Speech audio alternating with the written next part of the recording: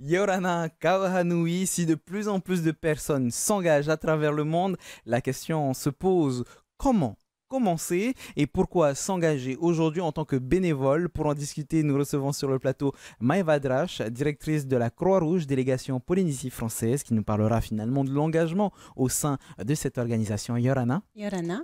Et de l'autre côté, nous avons Yannick Tevayarei, président de l'association de quartier Hotuareanui, qui lutte pour l'insertion des jeunes, la formation professionnalisante, l'écologie des quartiers et la lutte contre les addictions. Yorana. Yorana. Alors, qu'est-ce qui pousse une personne à franchir le pas dans le bénévolat et comment est-ce qu'on peut trouver une cause qui nous intéresse et qui nous correspond? S'engager, oui, mais comment? C'est le sujet d'aujourd'hui dans Manava, votre émission Info Service.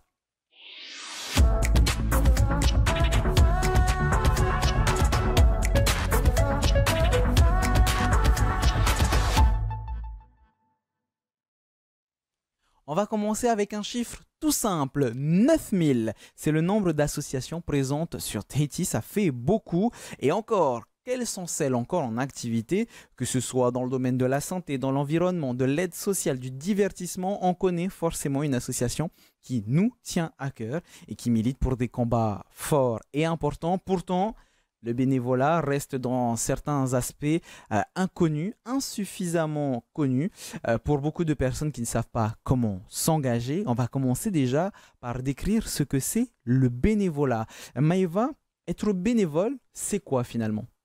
Alors, être bénévole, ce n'est pas être salarié, ce n'est pas être volontaire. Être bénévole, c'est une personne qui fait quelque chose, qui s'engage, mais de manière totalement gratuite. Donc, elle souhaite s'inscrire dans une démarche pour se rendre utile, aider les autres, faire de nouvelles rencontres, mettre à profit ses compétences et en acquérir de nouvelles. Alors, vu qu'un bénévole n'est pas un salarié, comme tu l'as dit, est-ce qu'il y a quand même des responsabilités à être un bénévole? Bien sûr, il y a une responsabilité. Il y en a plusieurs. Ça dépend des actions dans lesquelles on s'inscrit en tant que bénévole. Si je prends l'exemple des épiceries solidaires, les bénévoles sont là pour accueillir, accompagner les familles pour faire leurs courses au sein de nos épiceries solidaires. Donc, elles ont la responsabilité de l'accueil, de la bienveillance. Elles ne doivent pas porter de jugement, bien évidemment. Elles ont la responsabilité de la caisse, puisque nous avons une caisse, il y a une participation financière, mais aussi du stock, des denrées alimentaires, de proposer les produits dans le cadre d'un équilibre alimentaire, par exemple. Et Yannick, dans des associations comme la vôtre, par exemple, celle de l'association de quartier Hotuareanui, finalement, le bénévolat, il est essentiel? Oui, il faut quand même aimer quand on s'engage dans le bénévolat, et c'est donner son temps et aider les autres. Et voilà un peu en gros. Et c'est un engagement aussi, et peut-être à petit terme ou à long terme. Je te donne mon exemple un peu. Ça fait 20 ans que je suis engagé à l'association Hotuareanui en tant que président.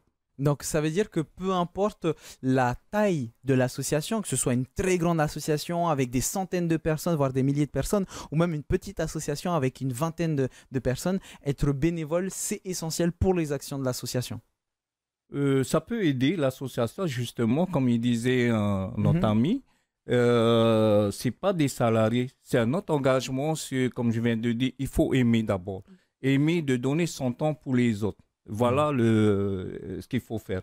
Si on s'engage dans des choses comme ça, parce qu'aujourd'hui, c'est très difficile d'avoir des bénévoles, il faut le dire. Oui. Avant, c'est facile. Aujourd'hui, c'est très difficile de s'engager. On n'a plus les mêmes mentalités à l'époque qu'aujourd'hui. Aujourd'hui, on parle salaire, on parle chiffre, quoi. Oui, on parle forcément d'une rémunération. Justement, ça permet de pouvoir rebondir là-dessus, Maëva. C'est ça les principaux freins qui empêchent les gens de devenir bénévoles. C'est parce qu'aujourd'hui, on estime que le temps, c'est de l'argent. Et donc, si j'investis de mon temps dans une association, j'ai envie d'être rémunéré. C'est ça le principal frein? C'est pas le principal frein, ça fait partie des freins.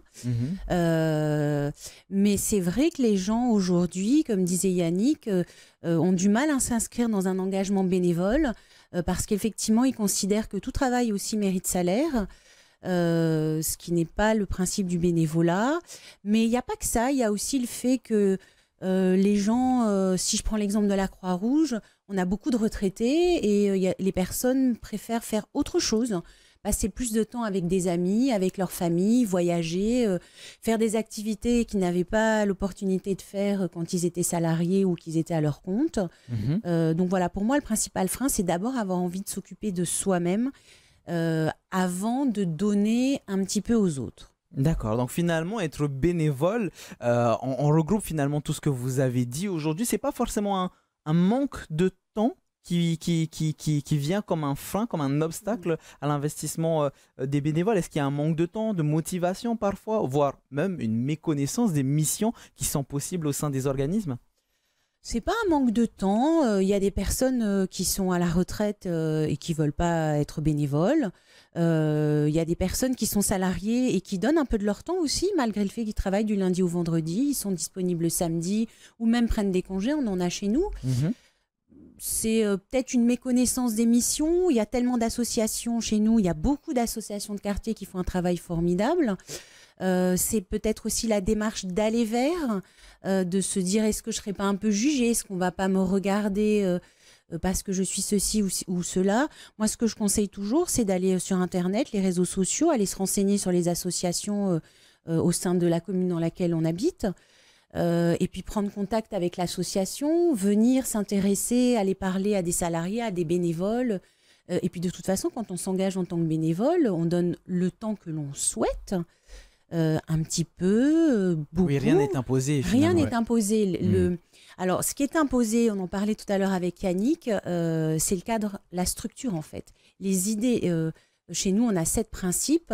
Il faut que le bénévole puisse s'inscrire dans les 7 principes, ne pas porter de jugement, respecter des procédures qu'on allège. On est bien obligé de mettre en place des procédures parce qu'on a des subventions et on se doit bien évidemment de faire respecter un certain nombre de petites procédures. Oui, finalement, si vous avez des responsabilités, les bénévoles aussi en ont. Une réaction, Yannick, vis-à-vis de ces freins dont on a parlé un peu plus tôt. Toi, tu disais que la mentalité des gens change, c'est-à-dire qu'à une certaine époque, les gens s'investissaient. Aujourd'hui, c'est un peu différent?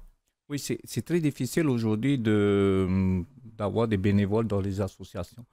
Par exemple, pour nous, à l'association, au début, il y a des jeunes qui arrivent. Après un moment donné, ils doivent s'engager et ils doivent se nourrir. Ils doivent aller travailler après. Ils ont un peu de temps, après, ils s'en vont. On a des retraités qui viennent nous aider, pareil. Et grâce aussi à ces retraités qui sont là aussi, qui nous aident. Mais ce n'est pas le même esprit qu'à l'époque. À l'époque, c'est toute une communauté qui est sensible, qui est, pour adhérer à ce principe, quoi. Alors, à contrario, s'il y a des freins, il y a aussi des motivations et on va en parler. Maeva, est-ce que tu as des exemples de personnes qui viennent? Qu'est-ce qui les pousse, ces personnes, à franchir le pas? Les raisons les plus communes que tu as pu rencontrer? Les raisons les plus communes, c'est se sentir utile, aider les autres, faire des rencontres, c'est ce que je disais tout à l'heure, mettre à profit ses compétences, en acquérir de nouvelles. Ensuite, on a des personnes qui donc sont à la retraite et qui veulent s'occuper, ne pas faire des choses réellement qu'ils n'ont pas faites. C'est-à-dire que moi, j'ai beaucoup de retraités qui ne souhaitent pas être bénévoles dans le cadre du métier qu'ils ont effectué toute leur vie. C'est-à-dire que, par exemple, j'ai une bénévole qui, elle, s'est occupée d'une garderie. Il n'est pas question qu'elle vienne en espace bébé-parent pour mener des ateliers pour les enfants. C'est bon, j'ai fait ça toute ma vie, voilà, je veux ça, plus. Je veux faire autre chose et je veux être bénévole en boutique solidaire. Ah, donc en fait, c'est finalement la découverte de nouvelles choses, de nouvelles compétences, de nouvelles personnes. C'est ça. De nouvelles personnes, c'est vraiment ça. On a des personnes qui sont aussi en recherche d'emploi, comme Yannick, donc qui viennent sur un temps limité, le temps de trouver un emploi. Des personnes qui sont sans activité professionnelle parce qu'elles ne le souhaitent pas et elles peuvent se permettre d'être sans activité professionnelle. Des personnes qui sont éloignées de l'emploi, on en a eu beaucoup, et qui font la démarche de venir à la Croix-Rouge pour se dire, bon, je ne peux pas rester comme ça, j'ai besoin de recréer du lien et je viens à la Croix-Rouge pour rencontrer d'autres personnes, pour me donner le plus de courage et retrouver un peu l'estime de soi. Quand on est loin de l'emploi, c'est un peu compliqué et on en a plein qui, heureusement, grâce à leur courage, des personnes qui ont réussi à se remettre sur le chemin de l'emploi, en trouvant un autre emploi, en faisant des formations. Et ça, je trouve que c'est extrêmement gratifiant. Et puis je suppose que c'est d'autant plus, entre guillemets, facile et logique de pouvoir s'investir, Yannick, par exemple, quand on fait partie du quartier auquel l'association milite, dans l'association de quartier Hoto Areanui. Je suppose que c'est plus facile pour les habitants du quartier de s'investir. Oui, et comme je disais, il y a beaucoup de jeunes qui s'investissent. Mhm. Après, à un moment donné, après, ils doivent trouver du boulot. Et par l'intermédiaire de l'association, ils trouvent du travail. On a même des jeunes, il y a 20 ans de cela, aujourd'hui, ils sont devenus salariés à l'association. Mhm. C'est ça qui est intéressant. Ils se sont engagés en tant que bénévoles. Aujourd'hui, ils sont salariés. À l'association, on a 4 salariés. Ben, ils sont des personnes issues du quartier. Mhm. Voilà, c'est ça qui est intéressant. C'est un partage, un échange. À Hoto Areanui, il y en a 7 valeurs. Et quand ils s'engagent, et il y en a beaucoup qui s'engagent, c'est des valeurs. On a les valeurs, la famille, l'environnement. C'est très important parce que c'est pour ça la plupart des bénévoles, quand ils arrivent, quand ils voient les valeurs, ça leur dit. C'est là ils s'engagent. Après, Ils se retrouvent. Ils se retrouvent. Mm. C'est vraiment ça. Normalement, dans les associations, il y a des valeurs. Tout à l'heure, on disait, il y en a qui aiment la nature, l'environnement. Ben, ils s'engagent pour l'environnement. À Hoto Areanui, il y a la famille, il y a l'environnement, il y a la cause animale, il y a la jeunesse. Il y en a des jeunes qui s'engagent parce qu'ils voient qu'il y en a d'autres jeunesses qui ont la même idée, ils voient les mêmes choses, quoi. Ils ont le même principe. Voilà.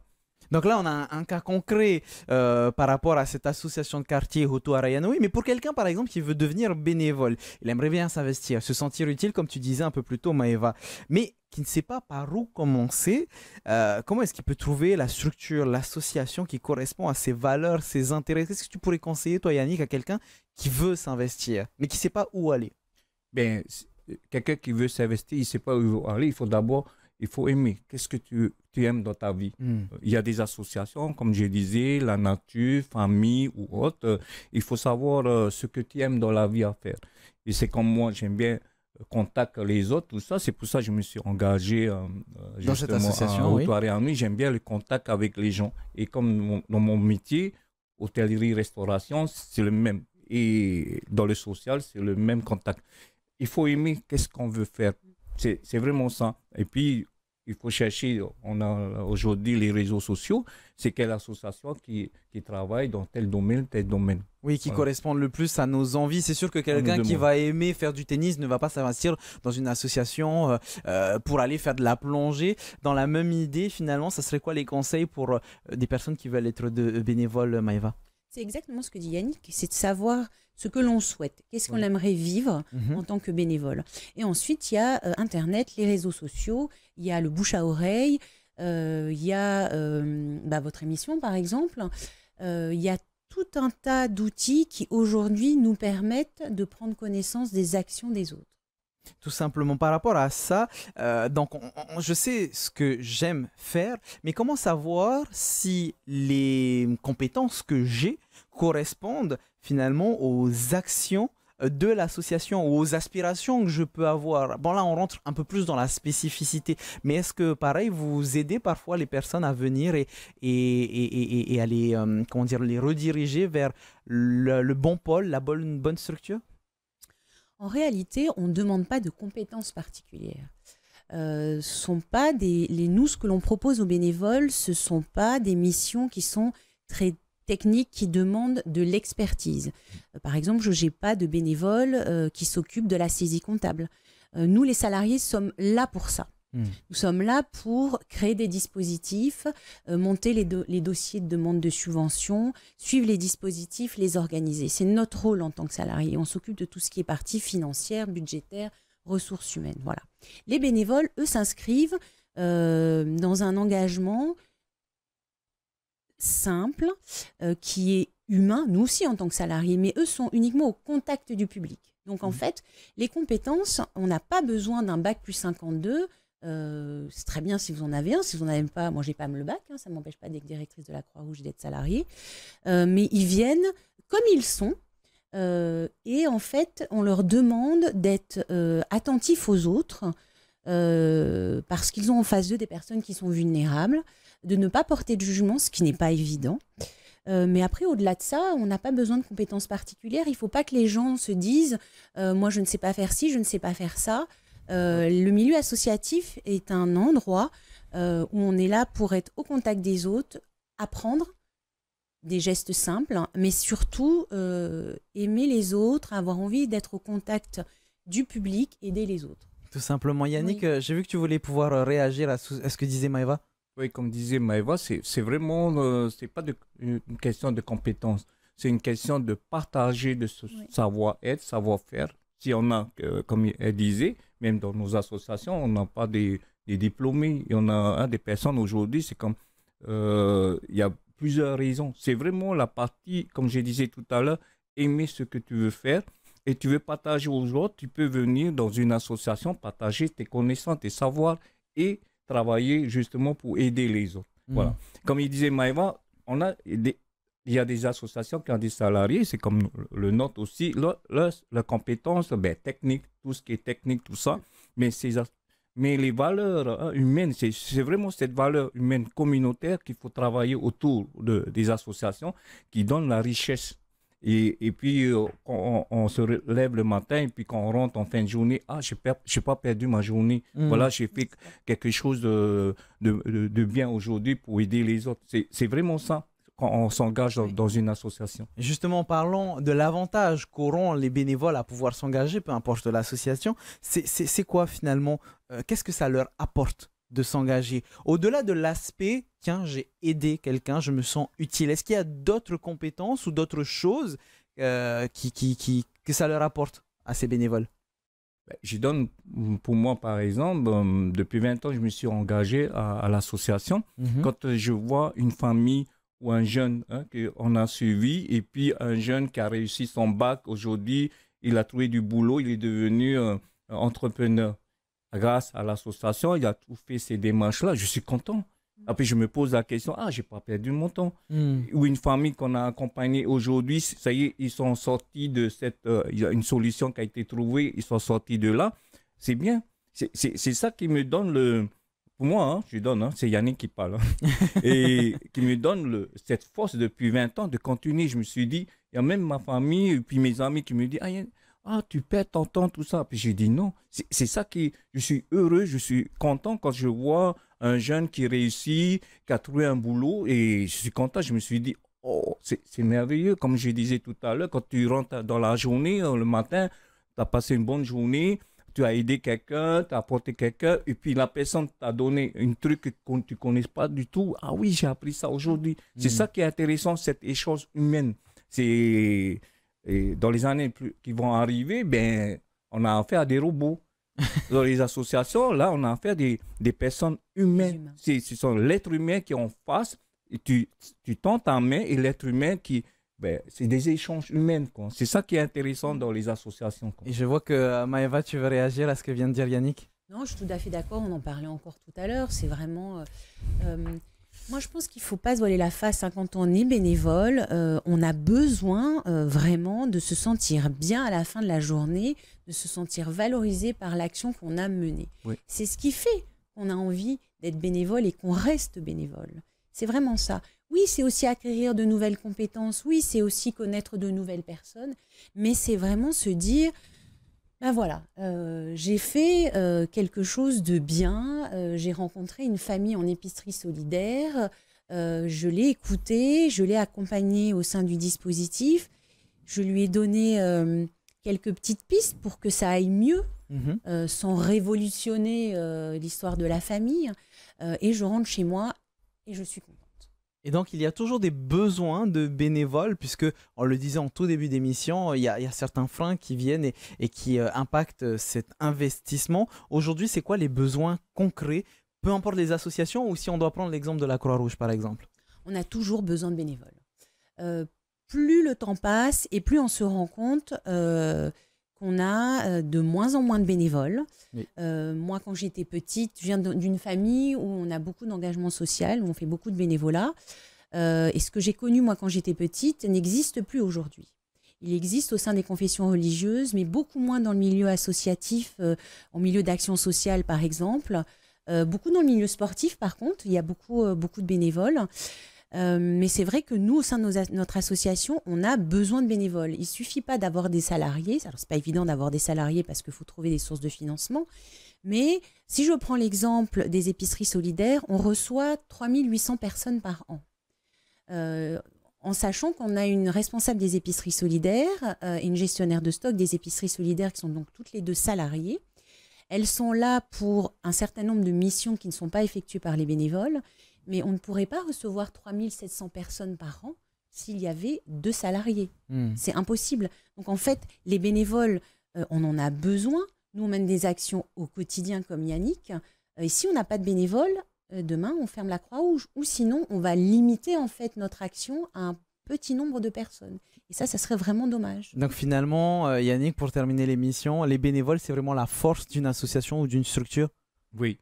Et je dis bien que il y a vraiment besoin dans les associations qui va aider si on a des salariés. C'est vraiment un gros besoin. C'est indispensable même aujourd'hui un engagement bénévole dans les associations. Oui. De toute façon, ne vous inquiétez pas. Si vous voulez vous engager, nous avons nos infographies, c'est le meilleur site finalement pour vous aider. Mais avant, pour conclure l'émission, notre équipe a pu rencontrer Sandrine, bénévole dans l'association Mama Natura pour votre rubrique de fin d'émission, à savoir les questions express. Regardez, elle a un sourire et une bonne humeur qui est contagieuse. Je m'appelle Sandrine Manarani et je suis secrétaire dans l'association Mama Natura et surtout bénévole.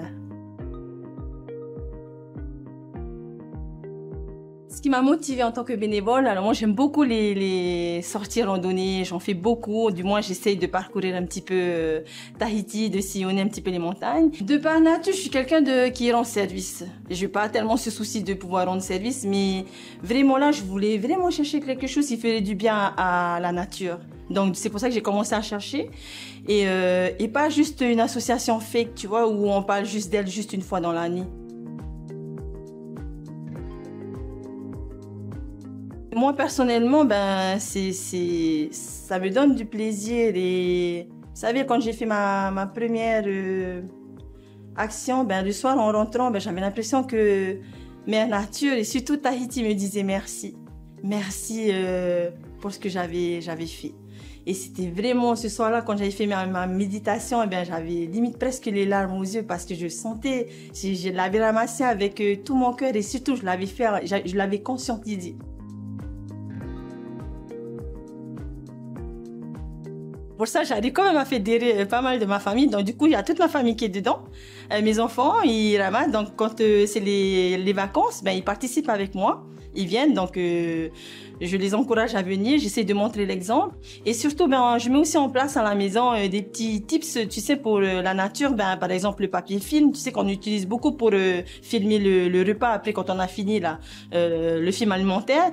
Ça, on essaie de ne plus du tout l'utiliser et l'acheter. Donc, on utilise des chapeaux un petit peu en tissu. On a nos gourdes. Maintenant, on utilise des gourdes. Au lieu d'utiliser à chaque fois d'acheter des bouteilles en plastique, on utilise ça. Il y a plein de choses que je commence à mettre en place. C'est d'abord petit. Je dis les actions, c'est pas forcément grand. On commence petit à petit. Moi, il y a bien des actions quand je faisais, des fois on me dit ah ouais, ça sert à rien ce que vous faites. Non, parce que c'est pour l'avenir de demain, c'est pour nos enfants. Il faut qu'on le fasse, c'est pour eux. Pour moi aussi, parce que là, je vis déjà là, parce que je sais pas dans combien de temps je vais partir, enfin, je veux dire d'ici, mais c'est pour nos enfants, c'est pour laisser quelque chose à nos enfants. C'est déjà la fin de votre émission Manava, mais avant, on vous donne les meilleurs sites concernant le bénévolat au Fénois et on commence tout naturellement par le site de l'UPJ Union pour la jeunesse, tout simplement jeunesse-polynésie.com. Ce site vous permettra finalement de trouver l'association qui vous ressemble, que ce soit dans le milieu sportif, éducatif, dans le divertissement. C'est comme un annuaire des associations. Finalement, c'est simple, rapide et efficace. On poursuit avec le site de la Croix-Rouge. Attention, n'allez pas sur le site de la Croix-Rouge française, c'est polynésiefrançaise.croix-rouge.fr. Évidemment, si vous pouvez vous investir en tant que bénévole, vous pourrez vous tourner vers eux. Vous avez même le petit onglet je veux devenir bénévole. Vous avez l'épicerie solidaire dont on a parlé durant l'émission, les boutiques solidaires, l'espace senior, enfants ou bébés, le programme Turumono avec la prévention des addictions ou même le tri des dons. N'hésitez pas à aller jeter un coup d'œil. Et pour finir, si vous avez aussi l'occasion, www.jeveuxaider.gouv.fr. Bon, tout est dans le titre, vous l'aurez compris. Vous pourrez trouver des missions de bénévolat un peu partout en France et même en Polynésie française. Vous investir sur place si vous partez, ou voire même faire des missions à distance. Et oui, ça existe. De quoi se sentir utile et parfois ajouter quelques lignes à un CV.